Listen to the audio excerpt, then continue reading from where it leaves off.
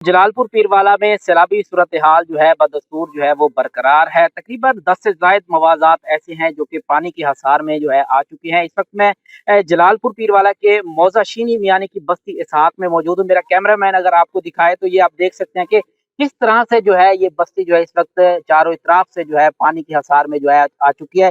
इसी तरह घर जो है वो भी पानी में जो है वो डूबे हुए हैं, दीवारें लोगों की जो है वो भी गिर चुकी हैं। तो फसलों के हवाले से अगर बात करें तो मकई है, तिल है, इसी तरह बाकी जो तैयार दीगर फसलें हैं वो भी शदीद मुतासिर हुई हैं। यहाँ के जो मुतासरीन हैं उनसे बात करेंगे, क्या कहेंगे।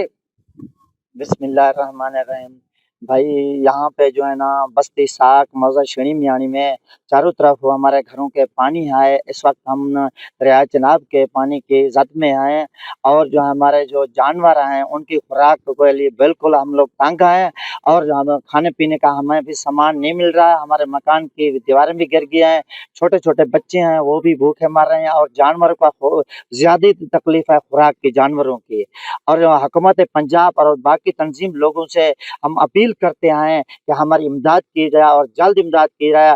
आप देख रहे हैं ये लोग भी इनकी मेहरबानी आ गए हैं और आपको दिखाया कि हमारे चारों तरफ पानी है और मेरा घर भी पानी है, बाकी लोगों के घर भी पानी में है और फसलें हमारी तबाह हो चुकी हैं। तिल, कपाह, मकई और घास जो था वो भी खत्म हो चुका है। अब जानवरों की खुराक के लिए हम बहुत परेशान हैं और जल्द हमारी इमदाद कीजिए। जी बिल्कुल, तकरीबन 10 से ज़ायद मवाज़ात ऐसे हैं जो कि पानी की हसार में आ चुके हैं और इसी तरह फसलें जो हैं वो भी शदीद मुतासिर हो चुकी हैं। तो यहाँ के जो मुतासरीन हैं वो हुकूमती इमदाद के जो है वो मुंतज़िर जो है वो दिखाई दे रहे हैं।